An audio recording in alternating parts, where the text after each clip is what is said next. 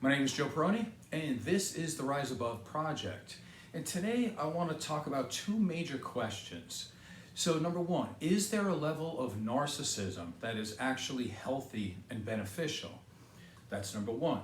Number two, I want to take a look at, is narcissism productive or unproductive based upon the environment that you're in? Here's a quick little story about that. So let's say you were going to get into a fight with somebody who is bigger than you, stronger than you, faster than you, more skillful. So you have no chance of winning. But somebody says to you, listen, you can use a weapon here. And the weapon that you could use is a choice of two. You could either use a knife or a hand grenade in this fight. So which weapon do you think most people would choose? They would choose the hand grenade. Why? Because you don't have to be on target, number one. And number two, you don't have to be anywhere near the person in order to win this fight.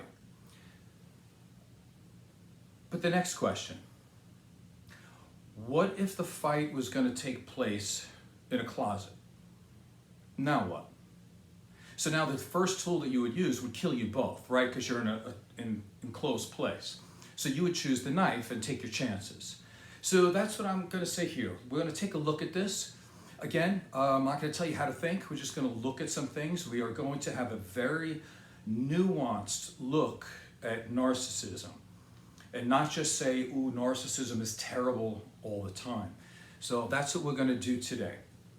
Number one, let's go over what narcissistic personality disorder is. Because what I want to do first, I want to go over some scholarly information, some stuff that's in the DSM, some stuff that's in books that's generally regarded as being correct. And then after that, what I want to do is I want to go into some anecdotal evidence and some personal stories. So I want to do it in that form because if you are, let's say, aversive to hearing my own personal stories, then you can cut out at that point, and that's why I want to do it that way. But I do think the personal stories can bring it all together because my stories aren't completely unique and somebody might relate to them in some way. So we can kind of put all this together. Again, we want to take a nuanced look at narcissism.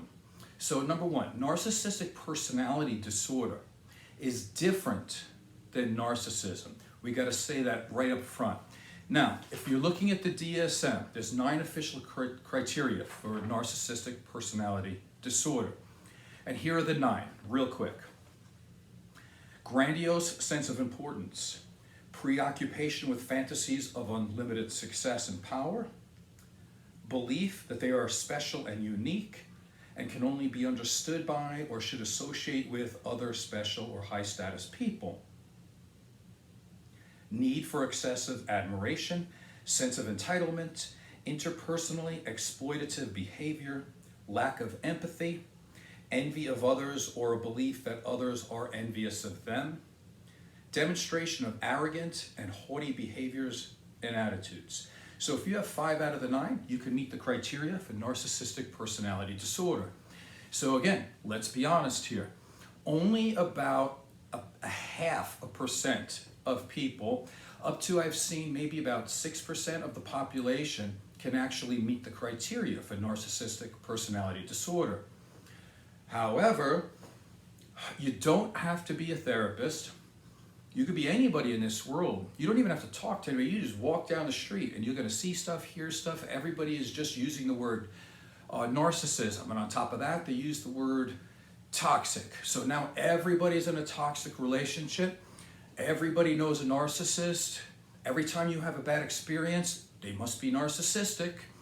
Maybe you're narcissistic too. Everybody's a narcissist now. I've seen a lot of people with absolutely no education making thousands upon thousands of dollars on YouTube channels and everything else, and these people doing workshops. Some of them have done 700 to 800 videos just on narcissism alone. And you look into their background,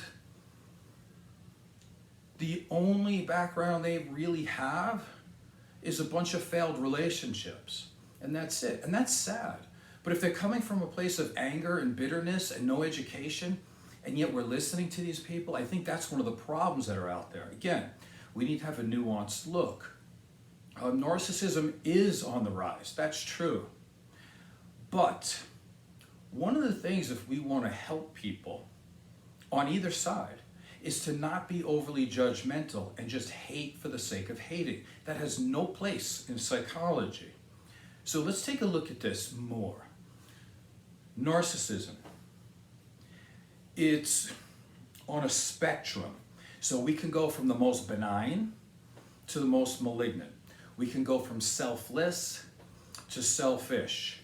And it's on there. Now, the narcissism that most people are trying to refer to is the most malignant. And that is what we call, there's the Dark Triad. Now, what you'll see here in terms of symptomology is psychopathy, Machiavellianism, and sadism. And again, this is very rare, but yet we hear it all the time, and people are getting confused with narcissistic traits as opposed to actually having a full-blown narcissistic personality disorder. So there's a couple of different kinds of narcissism. I think we're only going to talk about one for today, but let's just mention them. So number one, grandiose, where they have a lot of self-importance, they think they're better than everybody kind of thing. And the other one is vulnerable narcissist, where they tend to have more of a victim mentality. But keep this in mind, whether they're grandiose or vulnerable, they're both seeking to get their needs met. They're just doing it in different ways. So if you want to be a grandiose narcissist, you have to have certain qualities. And if you don't have those, let's say, for example, not to trigger anybody here, but I mean, let's just go with the stereotype. If you're not attractive, if you don't have a lot of money, if you don't have a nice car, and you don't have what other, let's say, capitalistic people think is valuable, you can't be a grandiose narcissist. Nobody's going to buy into that. So what you do is you go on the victim side and say, please help me, I need help. You know, I need all this. And then they tend to get it. Those are the ones that cry, whine, and complain all the time. Now, if we were looking at, say, Friedrich Nietzsche, probably the greatest philosopher ever, he would talk about in terms of lions and lambs. And they're both trying to get their needs met. So if you're a lion, there are certain ways you can get your needs met. You can be haughty. You can be arrogant. I'm not saying that that's good. I'm just saying why they choose that. Because some people think that narcissists just are born that way and that's the way they are. Some are. But a lot of times it's adaptive. And so that's what happens too. People find that they can get their needs met by acting like a victim. Some people find that they can get their needs met by telling everybody how great they are. And people believe them. And there's a reason why people believe them, because sometimes they can prove it. I'm not saying that that's good. So now let's take a look at scholarly sources. I want to look at two journal articles, one of them from European Psychiatry, the other one from Personality and Individual Differences. So let's leave out the opinion. This is two journal articles, scholarly sources. They say people with narcissistic traits tend to have less depression, less anxiety, less overall stress. Typically, they have more confidence than the average person. They're more assertive. They're more ambitious. They display authority. They tend to have more goal-orientated behaviors. They advocate for themselves. They're much better at acquiring resources. They tend to be able to self-promote. They are mentally tougher, and they tend to embrace challenges instead of avoiding them. Now, if that's not bad enough, if you are trying to like punch down the narcissist and say that they're terrible, and believe me, if they are on the malignant side of the spectrum, again, with psychopathy, Machiavellianism, and sadism, they're dangerous. But again, there's a spectrum. So if this is not bad enough, people with narcissistic traits also tend to be better looking. They're more attractive, they make more money, and they have much more access to romantic partners. So again, like, why could narcissism be on the rise? Well, let's look at it from a different point of view. Let's say you're a person out there that's, you want to spend the rest of your life with somebody. You know, and you're going to go out tonight, wherever you go, I don't care. And you're looking for that partner that's going to be great. Now, narcissists tend not to have empathy, but that's on the other side of the spectrum. Let's take a look at the traits that we just looked and reverse them. Would you really be out going, oh my God, this is the person I have to find. I have to find a person who is likely to be depressed in life, a person who has low self-esteem, so they're very anxious all the time. They tend to be stressed out. They don't advocate for themselves. They have no confidence. They're not assertive. They're not ambitious. They can't display authority. They have no goal-oriented behaviors. They're probably sitting at home masturbating, watching video games and smoking marijuana. And they have no mental toughness. And whenever there's a challenge, they're scared to death. They never actually work through the challenge. So this is where the nuanced look comes in, is because people do seek out people with narcissistic traits. And there's a fine line here that we have to look at. We can't just throw it out and just say everybody's a narcissist. You know, if you want to go out on a picnic, you know, with your friend, the cloud is a narcissist because it blocks out the sun. And then if it rains, you know, the rain is a narcissist because it ruins your picnic. You know, I think we have to take an honest look at narcissism and just saying, instead of saying that everything is narcissistic that you don't like. So let's take another look at this. I want to look at an actual study of, well, let me tell it to you like this first. Let's start off with, who do you think is probably the most empathetic, compassionate, loving, loyal creature on the face of the planet? Most people would say a dog, right? So I believe most people would say that. So let's just go with that, because that's what this study is about. So the first part of the study is that you have two hungry dogs. Now, you release those two hungry dogs. The owner leaves out one bowl of food. So what happens? What happens is that the alpha dog eats all the food. That's what happens. And this can be repeated over and over again, that you will see the same thing. The alpha dog will eat all the food. So that's phase one. Now, can it happen the other way sometimes? Of course. I don't want to hear somebody going, oh, but what about the other 4%?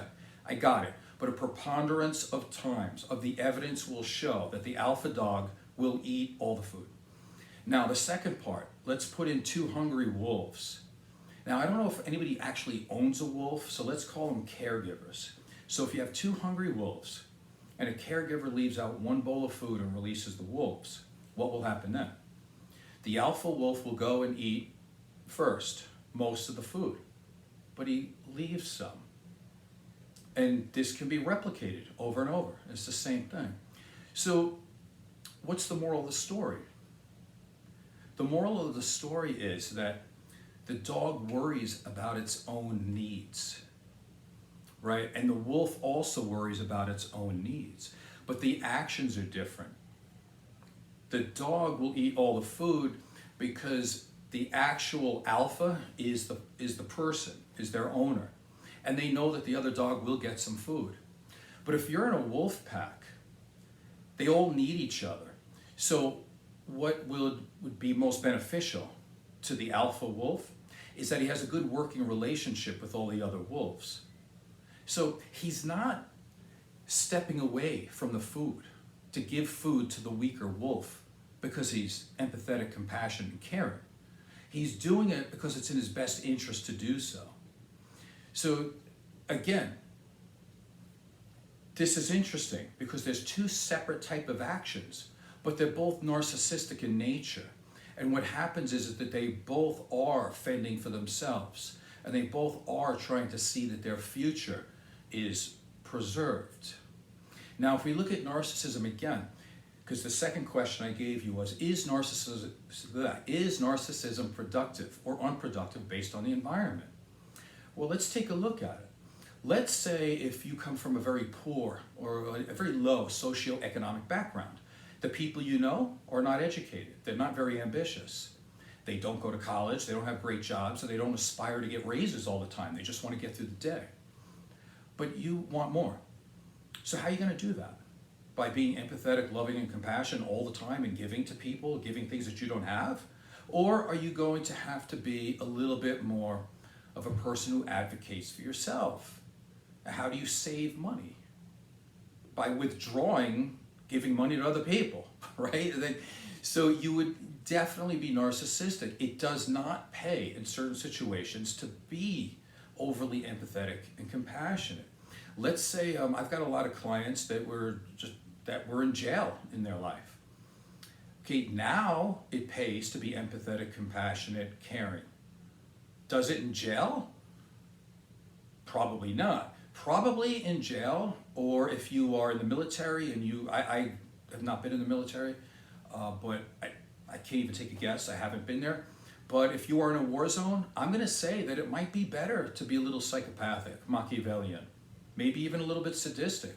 Certainly better than being overly empathetic and compassionate to people who are trying to hurt you, right? So again, it's narcissism in and of itself is not bad. It's within the context of what it is. Sometimes it pays to be narcissistic, sometimes it doesn't. So let's look at more of the layman's terms now. And if you want to, here's a good point. We're 16 minutes in. You can cut out now because if you wanted, if you don't like some personal opinions in that, I gave you some of the scholarly stuff and you could take it or leave it. I know when we talk about narcissism, people have this, they're so riled up. And I get it, because narcissistic abuse is a horrible, horrible thing. I understand that.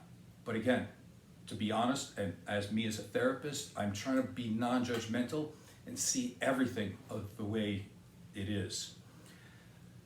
So again, I want to do some personal stories, but first, I want to start off with getting away from the DSM.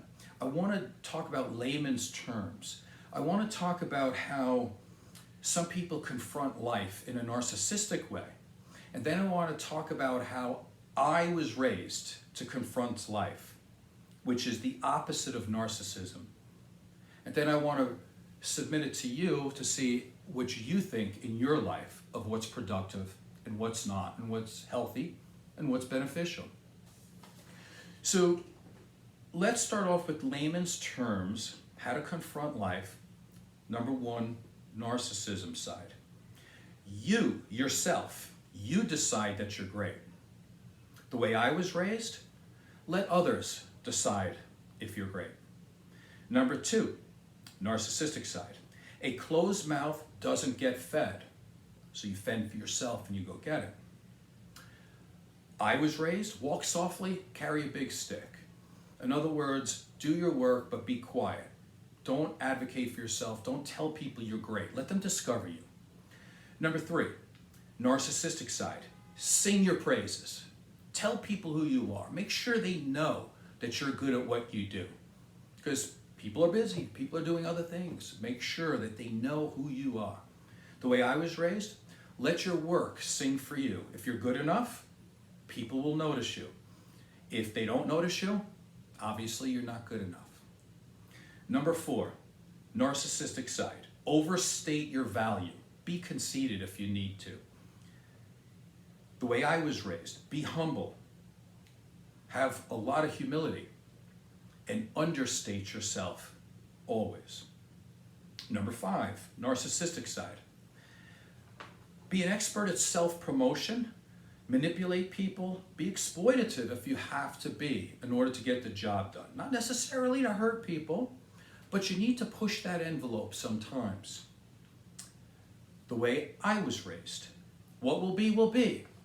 If it doesn't happen for you, it's not in the cards. Success is based on merit. So the more you talk, the more you tell people how good you are and the more you deserve it, that means you're admitting that you're not good enough. And so basically, you're self-sabotaging yourself. But that's okay. That's better than promoting yourself as being something great. So that's the framework, okay? That's my framework of narcissistic compared to the way I was raised, okay? A little bit different than the DSM, and there's a reason why I'm doing this. because I'm hoping that somebody, if you're going to last this long in this video, that you can understand that better than going over this real technical stuff in the DSM. Okay, so maybe there's some type of, you can relate it to you. So now I'm going to give you stories. If you don't like the stories, again, you can cut out anytime you want. I don't take anything personally. So let me tell you about football. I loved football. I started playing when I was very young. The first team that I played on, I was 8 years old, and it changed my life. It was my life. It was the only thing at that time that gave me self-esteem. It gave me freedom. It gave me happiness. The first year I played, I didn't do too well because I didn't know the plays. I didn't understand. The second year I played, I was great. And from there on in, you couldn't stop me. I was the captain of pretty much every team I was on. I was feared by my own teammates. I was feared by other team players. I loved it more than life itself. It gave me every reason to live. Fast forward, I'm in 12th grade. Unfortunately, a coach got paid to take over this for the seniors. And his job was to win soon. Not then, they gave him time. So what did he do? He advanced all of his junior players to play. And he knocked down the seniors, which was me. And you know what I did? I did everything that I told you that I was raised to do. I worked hard and I shut up. I didn't say anything. I did not, here's all the narcissistic traits again, but in opposite. I was not assertive. I was not overly ambitious. I was ambitious to play and I did all the right things, but I was not ambitious enough to talk to the coach. I was goal-oriented because I played, but I wasn't goal-oriented enough to get my starting job back by talking to the coach and saying, listen, I get it that you're getting paid and you could care less about my life this year and you are advancing yourself for next year, but don't screw me. So I didn't do that. Did I advocate for myself? Absolutely not. And you know, this is a tough time of year for me. And I'll tell you why. Because it's August going into September. And it's the start of football season again. And I swear to God this is true. I get these same PTSD symptoms every single year for the last 40 years. Because in this town, there are many high schools and they mow the lawn of their football field. And you could smell that grass on the lawn, you know, what mowed lawn smells like.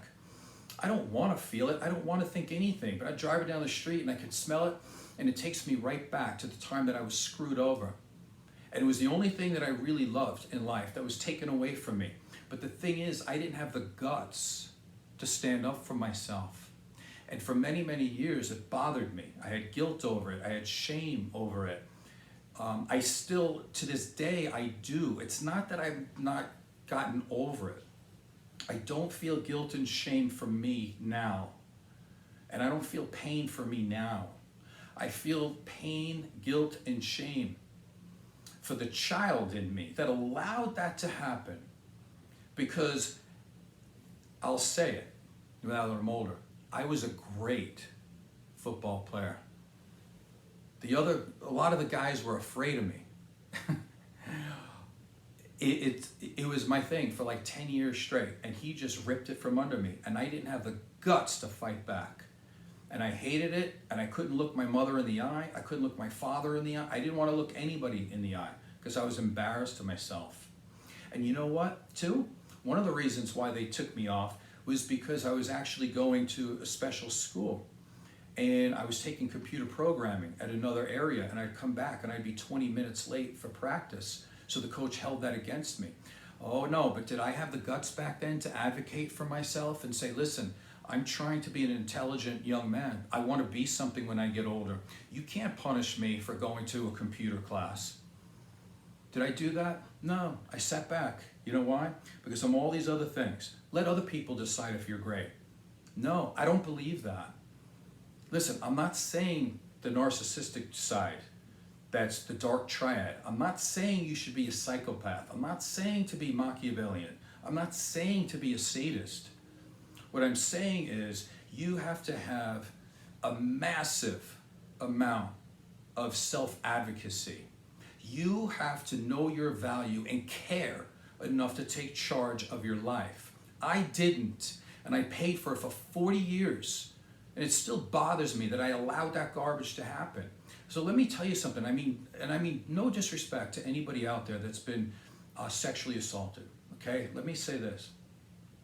On a previous program, I had told you that I had an incident where an older man sexually assaulted me.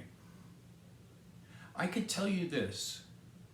That instance in time has nothing, it did nothing to me compared to the emotional beating that I took for week upon week of not advocating for myself, of playing a football game that I loved, and I sat on the bench and I watched some 115-pound wussy kid take my place. And then I had to be done with the game and then go see whoever I was going to see. My friends, my girlfriend, my mother, my father, to explain what?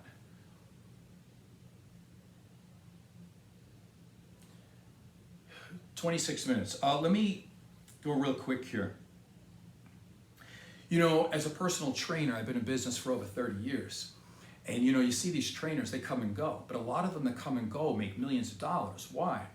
Because they self-promote to death and they're so narcissistic.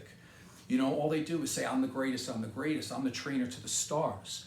I'm not going to say any names because I don't really want to get sued or get in trouble, okay? But let's name one that was on The Biggest Loser. Do you know that she's never done a show before? She's never competed before. And she's never obviously won. I've won more shows than I can count. But you know what? Who knows that? Me. Me and a couple of people who know me. You want to know why? Because I'm all these things that my parents wanted me to be. I'm humble. I have humility. I'm understated. I shut up all the time and I let my work do the job. But how are people going to know what you do? You know? So you get people like this girl on that show. She's never done anything in her life. She knew somebody at a modeling agency that let her get on the show. And now she's a multi-zillionaire. Do you know that she's never had a training clientele? I've had a training clientele for 35 years. I've had some steady clients since 1994. Figure out the math. What is that, 27 years? I dare somebody to find the longevity with clientele that I have. And they go, trainer to the stars. Listen, not to be too hokey here, but I think all my clients are stars. I don't care if you're a single mom, single father, you know, whatever you do, you know, secretary, I don't care. They're all stars to me. All of them, every one of them. Every person I spend time in, I spend, you know, we have time and place together. They're all great to me. They're all part of my life. They're all stars.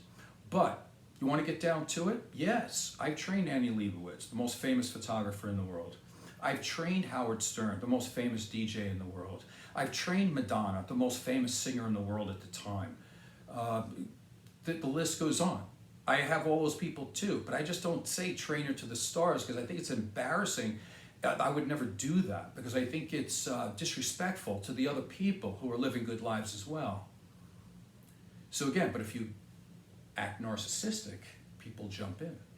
Real quick, I could do this all day with my own personal stuff, but even when I graduated college, I noticed there was a couple of people that had a different tassel than me. I'm like, what's that tassel? Why'd you get that color? They go, oh, that's because I graduated with honors. I got all A's. I'm like, well, so did I. I just didn't think, you know, why should I like wear a different color tassel to show everybody that I got A's, you know? But again, so who screwed who? I screwed myself. So do I believe that there's a healthy level of narcissism? Yes. Is there a level of narcissism that's beneficial? Yes.